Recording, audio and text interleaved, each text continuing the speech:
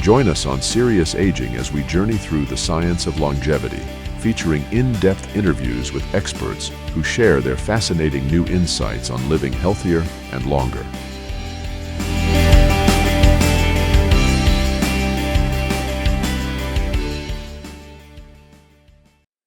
So welcome, Roger Princeau. This is the Serious Aging podcast where we dive into the science of longevity and getting older. And today we're going to be talking about fasting for older adults and for anyone really. So Roger, I'd love if you could introduce yourself and give a bit of background on what you do and why you know so much about fasting. Yeah. Good morning, Andrew, and I appreciate you having me on. My name is Roger Princeau, and I'm a health coach, a trainer, and a gym owner here in Silicon Valley.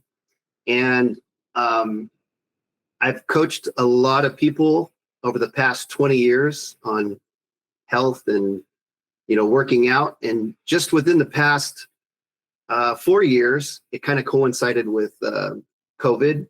I was introduced to fasting. And I took it and sort of ran with it.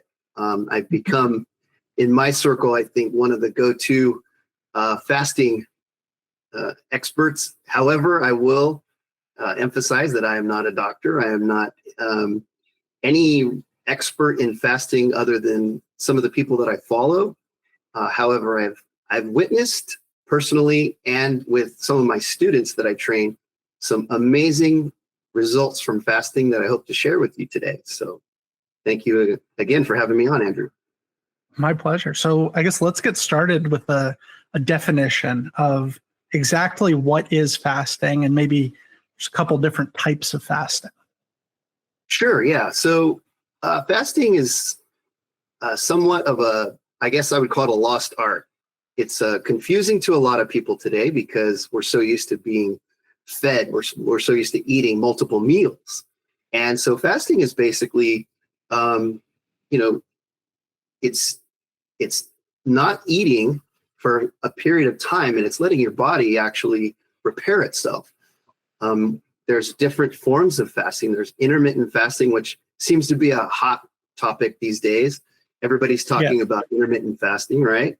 And that's just, prolonging your first meal after you wake up.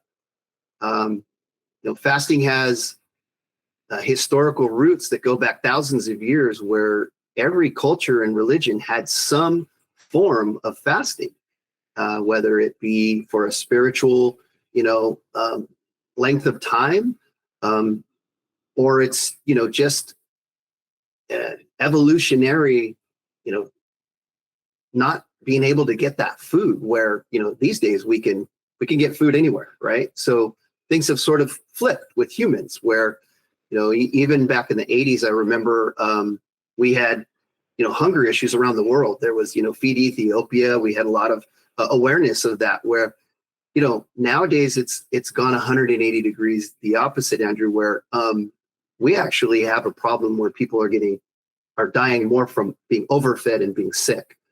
And I know that was a long-winded version of, what kind of fasting is, but, I get this question a lot where what's the difference between fasting and starving? Well, fasting is where you're still getting nutrients, right? You're still taking in some type of, you're drinking water, maybe you're drinking tea, whereas obviously starving is you just don't have anything. And so there's a big difference. And, when it comes to fasting, there needs to be a lot more awareness about what it is. It can be dangerous for some people. And I'm sure we could talk about that as well. Absolutely. People, need to be careful. But for the most part, I haven't met a lot of people other than somebody who might have a specific illness, because fasting actually does cure a lot of chronic and acute illness and disease. So there's a lot of research to show that. So hopefully I kind of cleared up what fasting is and we could talk about it. You did very well. Okay. Yeah.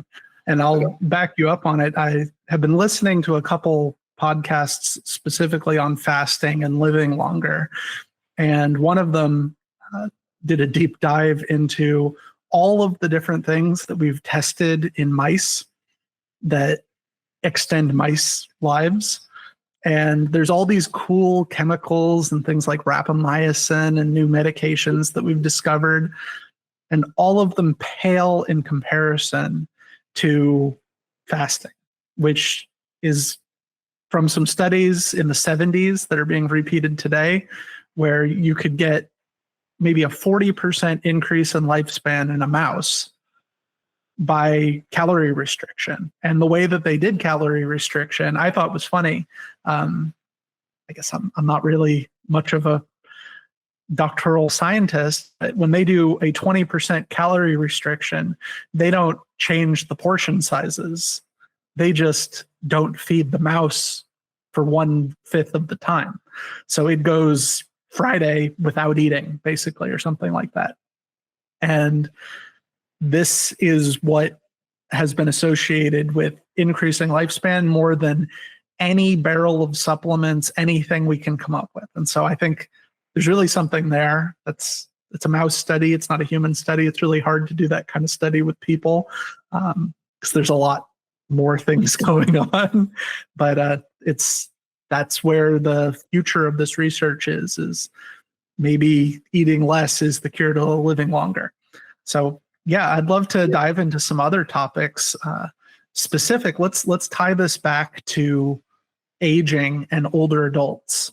What are things that older adults need to look out for before they start a fast? I would say whether you're an older adult, I think, or somebody that's middle-aged or younger, starting a fast, I think, has to be done the same way. It doesn't matter, whether you're in your 70s or maybe in your 50s. And I have some really cool stories about some people that I train where they were able to reverse some issues. But, not to get too far away from the warnings is, start slow. Anybody needs to start slow. Like I just got off of a 10-day fast last week. So no food for 10 days. And everybody. How was that?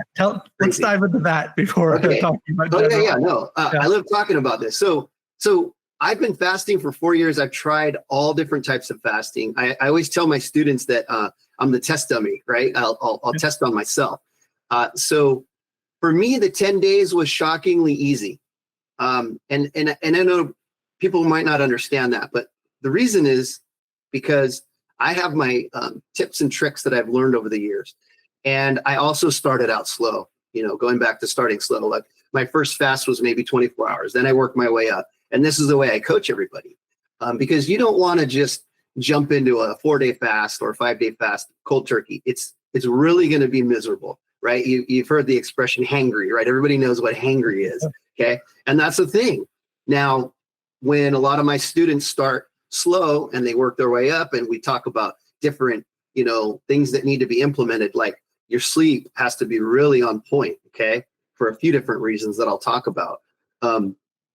Your stress level should be lower. I know that's hard to do these days, but as an older adult, most of the older adults that I train, I notice are retired. So they're in a little bit better spot, I guess, mentally with stress, which is good. And this is, I think, one of the best times to start some type of fasting protocol. And then there's things that you can do during the day, like, if you really start to feel it, you get to your highs and your lows with fasting, you're going to be like, oh my goodness, my stomach is rumbling. I really don't feel good. Some people have told me that. I say, take a nap, right? Do a small nap or drink some lemon water or some tea. Usually 9.5 times out of 10 people say, I was good after that. So there are some tips. It's hard for me to say that anybody should really not do it if they have a specific condition, but I do preface that, Andrew, with I believe everybody should run it by their doctor first. I believe everybody should not just follow me or even the people that I follow, which are some of the top people in the fasting research, which are Walter Longo out of USC. He's a cancer researcher, and he basically figured out a way of this thing called fasting mimicking diet, which is actually where you just keep your calories into a lower percentage for the 5 days that you're doing this, and it mimics fasting. He's shown that this has helped people that have cancer. Dr. Sachin Panda is one of the leading fasting experts. There's a Japanese scientist, and I'll see if I could find his name. He was given the Nobel Peace Prize for autophagy.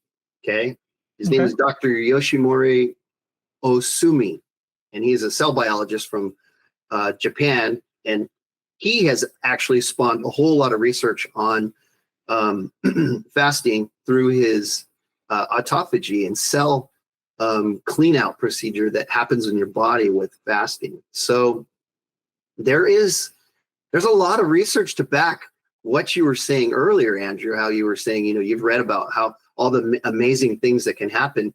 And I'll even go a few steps further with some of my stories when we talk about some of the clients that I've had and myself personally. So, yeah. Awesome.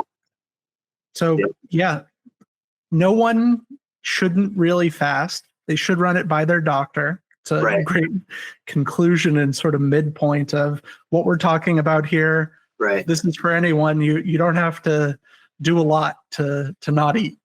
Yeah. And of course, if you have a condition that you need to manage your blood sugar or take a specific amount of nutrients every day, or it can cause organ failure, don't fast and don't avoid that. Don't do one thing at the cost of another in a serious way. So, well, we're real quick on that point. I'll make this fast. I'll tell you that I have multiple people that I've read about who fasted 20 to 30 days, and they had been suffering from cancer, and they were able to shrink the tumors with that fasting. So they were stage 4. And so, the cancer had metastasized throughout their body. Literally, the cancer doctors told them, sorry, we can't do anything for you. You're going to basically, go home and go on hospice care or palliative care, right? And so they were basically looking for anything and everything, and they started fasting, and they actually reversed their conditions. So I don't want to discourage anybody that might have an illness. But, if you bring this up with your doctor and say, hey, I'm thinking about this, I don't have any other options, then there are stories. There are a lot of stories out there that can show that fasting can be very, very powerful. So, yeah. I heard one, and I'll repeat it, and I'll also stress it's anecdotal, but there's a different podcast called The Proof that I listened to an interview on. And one of the things that they dove into was someone with cancer wanted to get a continuous glucose monitor because they heard, who knows if it's true, it could be one of these anecdotal stories, that if you really, really maintain a very, very low blood sugar level, like lower than you would normally consider reasonable, but not so low that you sort of just pass out and have a stroke or a coma or something, you can starve tumors and starve cancer. And so there are some people who really, they've been told they have 6 months to live or something like that. And so they are getting continuous glucose monitors, and they are lowering their blood sugar to borderline starvation levels to see if it does something. And I can't speak super knowledgeably if it works. However, I do know that people are trying it and exploring it, and I can't blame anyone who has been told that they're going to die for not trying some things. So yeah. There's you say, that word anecdotally, it's a kind of a negative word to a lot of people, especially when they really want to see scientific data and human randomized control studies. Like that's the gold standard. And personally, I have a problem with that because I've read thousands of stories where people have done exactly what you just said. And so it's hard for me to not talk about anecdotal stuff, but I understand people have their beliefs, and it's a fine line, right? I'm happy to talk about them. I just preface that. Yeah. This is in the edge of what's possible, and it may not work for everyone. Right. So, but yeah, I'd love to dive into some of these other stories that you have of how fasting has impacted people's day to day, and maybe hear some awesome stories of how it's really improved their health outcomes. Sure, definitely. Real quick, can I run through a couple of benefits that maybe people aren't aware of? Absolutely. Let's do it. So I get fasting questions basically from people who are really interested in weight loss. So that's usually the number one benefit that people see from fasting. And it can and can't be, or I mean, it usually is a benefit, but you got to be careful with it. Some of the other benefits really quick would be like improved insulin sensitivity, reduced inflammation throughout your body.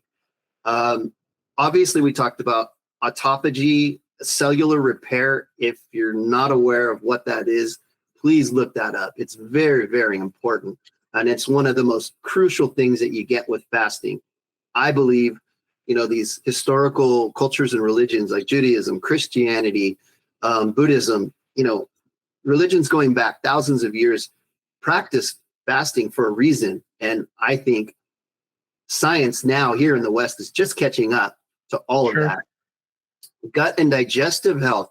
We're now aware of the gut microbiome being critically important. They're calling it our second brain. Fasting, lets your gut heal. It lets everything just repair itself. I've witnessed this. I had a hiatal hernia, and I don't have this anymore. They talked about surgery, and I said, no, I want to try a different route. So I'll be the first story that I'll let you know about, Andrew, that fasting has, I used to weigh 220 pounds. I had joint pain, and I kind of just let myself go. This was in my late 40s. When I turned 50, I said, I got to turn this around. I got to figure something out. And that's when I started really fasting a lot. Some of the other benefits can be, hormone regulation, and there's some of these doctors talk about this. There's a doctor named Dr. Mindy Pelz. She wrote a book called Fast Like a Girl. I recommend it to all my clients. It's amazing. She's actually from here in San Jose, I believe. And she really talks about fasting. So to recap just some of the benefits that we can get, I don't want to go too far into that because, we're both on the same page, Andrew, with that. Sure. So my story, like I said, I was able to cure a lot of my issues, not 100% through fasting, but fasting was the main component for me. At 53, I feel better than I did at 25. I can outwork myself. And I believe that all my fasting protocols that I've tested on myself, that I've tried, that I've had my students try, have been major factor. All right. So let's go into my student who is in his 50s. He's from India, and he wanted to lose weight. So he was listening to me talk about fasting, and he kind of said, well, I don't know. I'm not too, sure about that. And I said, okay, I'm the kind of coach that will not push anything on anybody. I said, this is what I do. Let's look at if you want to try it, and then we'll talk about slowly implementing. So he slowly started trying to fast. He worked his way up to a 36-hour fast, means all day long, no food, and then he went to bed, no food, woke up, broke his fast with his first meal. Started doing it twice a week. Okay. So his weight started dropping, and he was having a hard time. Right after you're 50, losing weight gets harder and harder, right? So he said, I'm starting to lose weight, coach. It's working, right? I'm really happy that this is happening. But here was the big surprise. He had been having allergy issues his whole life in India and here. Every fall, he would have to go get medication from the pharmacy to combat his allergies. No more allergies. And he said the only thing that he can attribute to that was the fasting protocol that he put in place. So unintended benefit, we didn't know this was going to happen. no more allergies. Okay. Maybe connected to like reduced inflammation because he lost a bunch of weight. I'm not sure. I'm just hypothesizing, guessing, really. Yeah. And so I was shocked because I had never heard this before. But once again, anecdotal story. I have to take my students I'm seeing them weekly, and Sure. we're working on different, health protocols. So, that was a good one. Now, second story, got another client. I've had her for about 10 years. I've been training her. She started fasting about a year ago, trying different extended fasts. She got up to 5 days. Quick question. Yes, go ahead. It took her 9 years of working with you before she decided to start fasting. Well, remember, I didn't myself start fasting till about 4 years ago. Okay. So this is still pretty new for me. So she was sitting back watching what I was doing. And finally, she decided to pull the trigger. And she said, okay, I'm going to try some of this. So we started her slow, right? She worked her way up to 5 days. Now, she did tell me she started feeling really good mentally, the clarity. And the outcome for her was she noticed less stress. Now, all my students are told, can you possibly try to get a smartwatch? Because it's got health metrics that they measure now that are incredible. Yes. You can start looking at your heart rate. So she was monitoring her stress on her watch. She noticed when she did her fast, her stress levels were down. So those 3 to 5 days, stress levels were much lower, significant. So I was shocked that was another thing that I wasn't aware of with fasting. And when I started looking at the data on my own, it was true. My stress levels were lower. I just hadn't noticed this. So she clued me into that, as well as some of the things that she felt had helped her with her digestive issues, which is something that we could talk about as well. Well, here, let's talk about the technology and the measurement and then go into digestive issues. Yeah, so I'm a huge advocate of measuring these things over time. I think you care about what you measure. And if you aren't measuring it, then the contrapositive is true. You kind of don't care about it. Right. And whether it's an Android watch or an Apple watch, or even, I know the Oura rings are pretty amazing. And I think there was just a news report that they are working with Dexcom. And as soon as next year, they're going to make a ring that can do blood sugar levels. So see, that's exciting. Huge. Yeah, that's really exciting, actually. Yeah. And whether you're using a combination, like you have an Apple Watch and a ring, because the Apple Watch can do some things and the ring can do other things. Like, this is a really good way of being able to see what works. And I'll give you an anecdotal story. So my father has type 2 diabetes, and he is on a continuous glucose monitor. And that is how he controls his blood sugar. Before that, he didn't manage it especially well. Like, he was pretty bad, actually. And since he got it installed and it talks to his phone and makes a little alarm if it goes too high or too low and shouts at him, he's been pretty much perfect. He's been like ideal at keeping it in a good range, which I think is so impressive, because there's a bunch of things family has yelled at him, doctors complained and would be like, John, you really need to change what you're doing. And it was the measurement that got him going in the right direction. And I just think it's so important to actually keep track of what you're doing and not just like push it off onto, oh yeah, I've got it, I'll just keep it in the back of my head.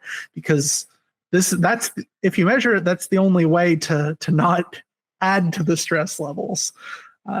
It'll help you reduce it, because you don't have to just kind of be holding on to that. So quick aside, but let's dive into digestion. Okay. Yeah. Well, so, a lot of people I've heard have like irritable bowel syndrome, or, I believe from a lot of my clients that the stress actually affects their digestion in their gut. There is some evidence to show that. And so, one of my clients who did have some irritable bowel syndrome and some digestive issues.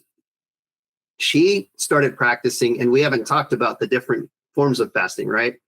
And I can go through some of that. So she started practicing something called OMAD, which stands for 1 meal a day. And it sounds a little crazy at first, but when you start getting into fasting and you're able to prolong your meals, it's like riding a bike. It gets easier as you go. And so she started realizing that when she just did the OMAD, 1 meal a day, the meal is her dinner. That's it. So she won't eat breakfast. She won't eat lunch. She'll do, teas and coffees, and then she'll save that meal until the end of the day. And I think this was really put out there by Dr. David Sinclair, who wrote Lifespan. He's a great voice in the community. Yes. So he talks about 1 meal a day.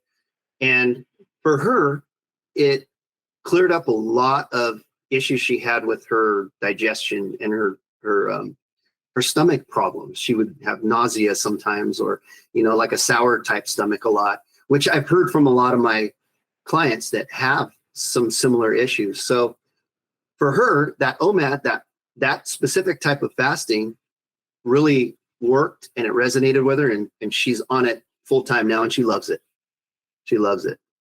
So that's a huge impact. So it's always great to hear the success stories. And I'll also be honest, I don't really hear a lot of failure stories with fasting. It's almost uniformly positive.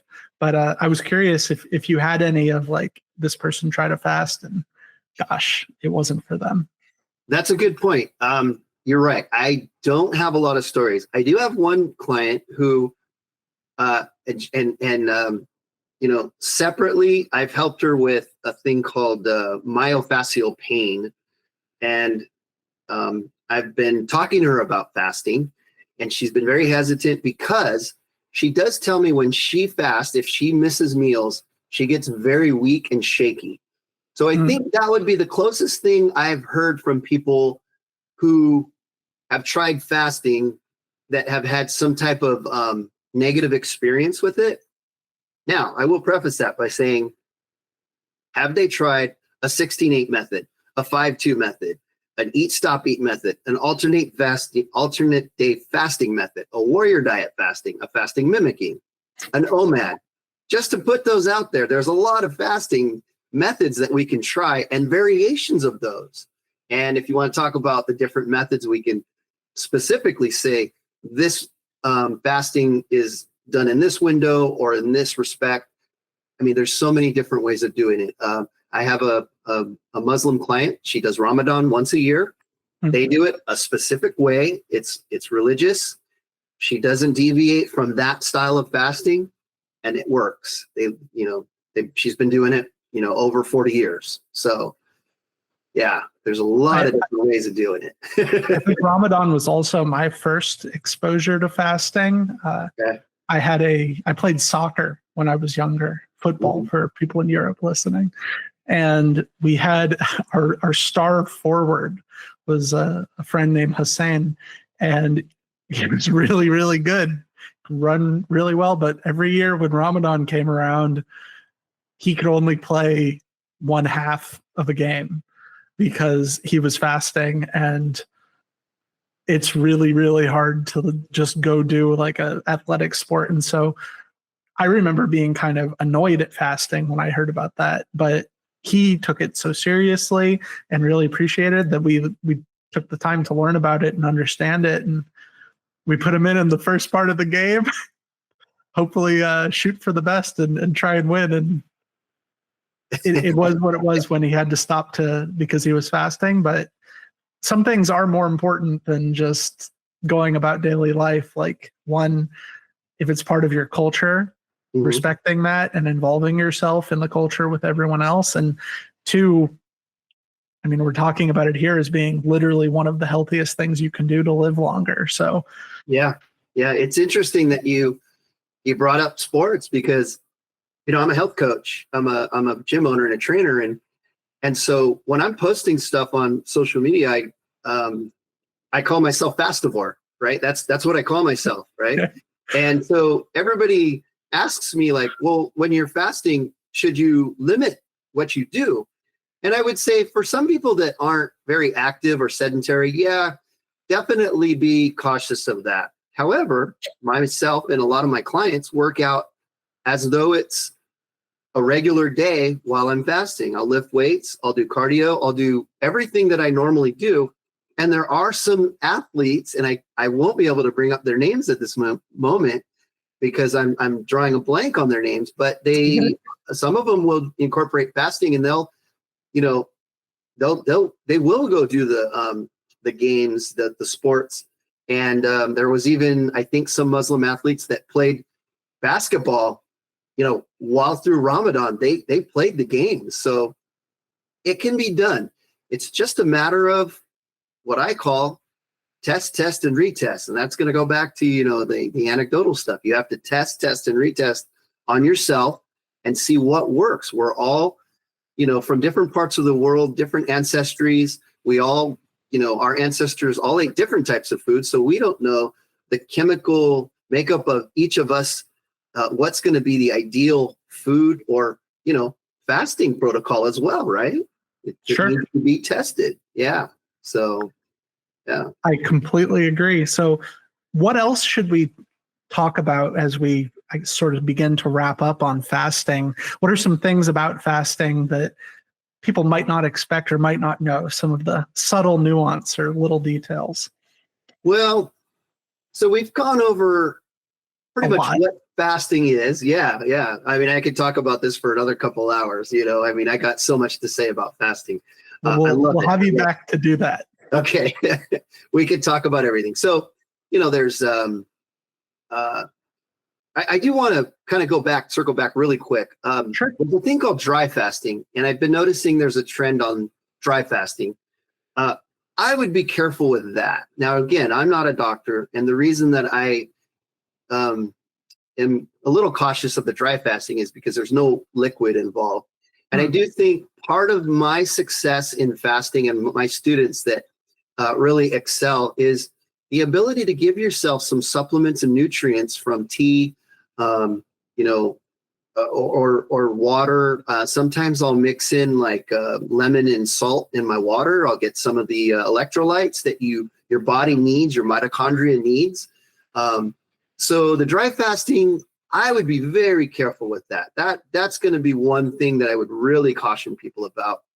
Until I know more, until I've heard more, I don't advise any of my students to do any of the dry fasting. So, that aside, let's go into some of the tips and tricks I talk about with some of my students. Sounds great. Okay, so if some of your followers are really thinking about fasting, which I completely encourage, definitely do your research. Definitely get a hold of your doctor and say, hey, this is what I'm thinking about doing if you have any kind of issues. And maybe even if you don't have issues, it's a good idea to run it by your doctor, right? Just to be on the safe side. But if you're deciding to do it, obviously we talked about starting slow. And I have had people say, yeah, I'm going to jump in the deep end, right? And they go for 3 days, which is fine. And some of them had been able to do it. The, liquids, the water, the tea. I do a thing, this is one of my little tricks, because there's a psychological aspect to fasting that a lot of people don't realize. It's that we're programmed to eat. So your mind is looking for a lunch, a dinner, right? We're programmed to eat 3 meals a day. And so to counter that, at lunchtime, I'll do a kombucha shot, right? Kombucha is low in calories, right? And I probably should have talked about this. In order to stay in a fasted state, researchers think you should stay below 40, 50 calories, okay? Which gives you a little bit of leeway, actually, right? So I can take that kombucha shot, and it's somewhat satisfying in the middle of the day. That's my lunch, right? It's my treat, okay? That's one little trick. Bone broth, or vegetable broth is low, if you're, a vegan or vegetarian, is low in calories. So you can take maybe a good cupful or small bowlful of that and stay below those 40, 50 calories. You're still in a fasted state, right? I'm starting to realize some things that we missed, Andrew. So you may have to have me back. Ketosis, Sounds good.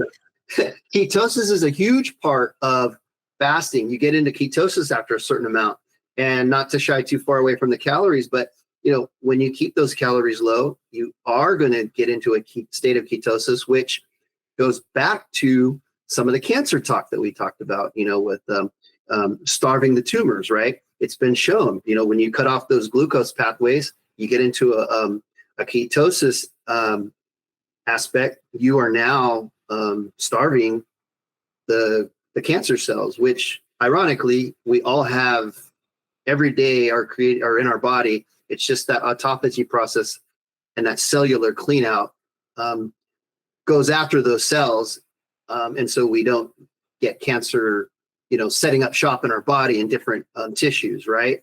Right. And so this ketosis actually helps that whole thing. So keeping a low below 40-50 calories is going to keep you in this fasted state. Another trick is this thing I have read about and followed people online. It's called NSDR, which stands for non-sleep deep rest. And if you've never heard that, it's a yoga-centric type nap. And the cool thing about it is they're free on YouTube. You just type in NSDR, right? Just Google that. Look on YouTube. There's people that actually will run you through this. And all you do is you find a spot where you're either sitting back or laying down, close your eyes. It's like a guided nap is what it is. It's a little bit different than a nap, though, right? You're not going to fall asleep. It's actually somewhat of it's really bizarre. You got to try it if you've never done it, because it's like you're listening to the person talk and you sort of go away and they bring you back. So they have 10 minutes, 15 minutes, 20 minutes, whatever your time frame allows. You just click on the 20-minute NSDR and you just close your eyes and you listen to them talk, and you will wake up refreshed, like nothing. And so when people are, asking me, oh, what do I do when my hunger hits on this fasting regimen that I'm doing? Try the NSDR and it helps, right? Going for a walk. There's something about taking your mind off of things. You're outside, you're looking at stuff. It will take your mind off of it. So that's another nice little trick. Exercising. I've had people say, I was really hurting during this fast. I jumped into exercise and it went away. Because you're going to have your peaks and you're going to have your heights, right? Where you're at the low point and you come back up, you're at the high point. And I'm saving the best for last, Andrew. I'm saving the best for last, because I know you said we got to wrap it up. There's a thing called, well, first of all, let me ask you, did I pretty much give you some good tips? Oh, this is awesome. I'm definitely going to look up NSDR. Yes. I think that's something that my mom would love. So, yeah. Yes. Okay. So one of the coolest things that I think with fasting, now remember, I just did a 10-day fast last week. Right around, for me, and this could be different for everybody, say for most people, day 3, you get into ketosis, right? There's a sharpening of the mind that happens, a clarity. There's a thing called BDNF, which is brain-derived neurotrophic factor. And this has been shown by researchers to enhance your health in many ways, especially your brain. I know you did a YouTube on Alzheimer's. And so there's a lot of research to show that BDNF can actually help with Alzheimer's and neurodegenerative diseases, Parkinson's. I mean, I could go into what I believe exercise can do for a lot of that. That can be another interview that we talk about that, right? But don't sleep on fasting, because this BDNF and this fasting state will help increase that BDNF and help your brain. So what I'm getting at is, on my fast, I'm somewhat addicted to fasting in that my brain is sharper than ever.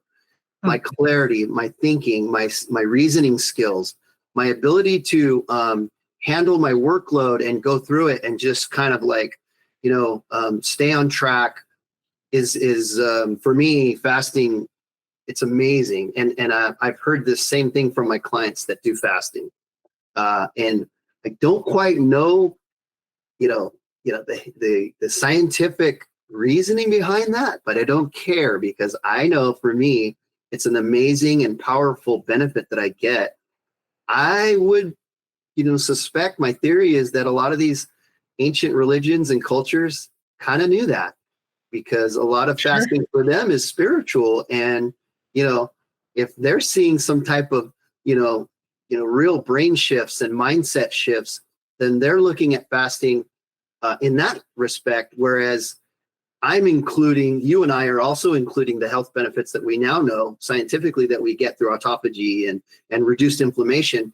But, maybe the ancient civilizations knew there was a huge brain benefit from fasting. So, yeah, that's.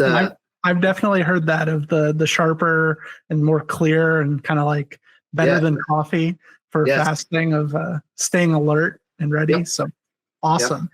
Then I'd say as we do wrap up, how can people find you online? I guess you are active, you run a business, but how do they interact with you? How do they learn more?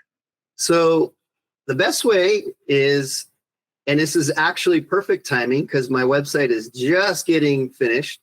I don't know if you can see behind me, but I'm blocking it. It says HealthSpan Quest. Okay. That's my website. That's the easiest way to find me. I'm on all platforms as Fastivore. So if you were to Google Fastivore, you're going to find Coach Roger. That's it. You're going to find anything else. So that's where you'll find me on all my platforms. But the reason I named my my website and my company HealthSpan Quest is because that's what I'm on. I'm on a HealthSpan Quest. Whether you're somebody who's in your 20s trying to get fit, live longer, whether in your 70s you want to reduce your chances of any kind of major illness or disease, specifically, neurodegenerative, cancer, a lot of these things that a lot of older people see, right? Then you're on a HealthSpan Quest too. And I think we should all be on a HealthSpan Quest. And I know you are, Andrew, and it sounds like you and I are on the same journey, which is great. Hopefully we're going to cross paths and do some, real deep diving on some of this stuff. The word biohacking is out there and I really don't like it. I really think it's got a negative connotation. I know there's a lot of benefits to it, a lot of pluses, but I don't like that term per se. So I think we just need to be on a HealthSpan Quest. Yeah. I think HealthSpan is a much friendlier term and captures more of what you're actually trying to do than biohacking, where hacking kind of seems like, I don't know, you're short-circuiting what you're doing, but So thank you so much for coming on the Serious Aging podcast. I would love to have you back and focus on another topic or maybe even do a deeper dive into fasting in the future. But Roger Princeau, thank you again. And that's it for today. Thank you, Andrew. I appreciate the opportunity to, espouse everything that I talk to all my other students about. And please, and if we want to talk about any other subjects besides fasting, I got a ton of them. So thank you again. I appreciate it. And we'll have links to HealthSpan Quest and your other social in the description. So go check there if you want to learn more. And thank you again.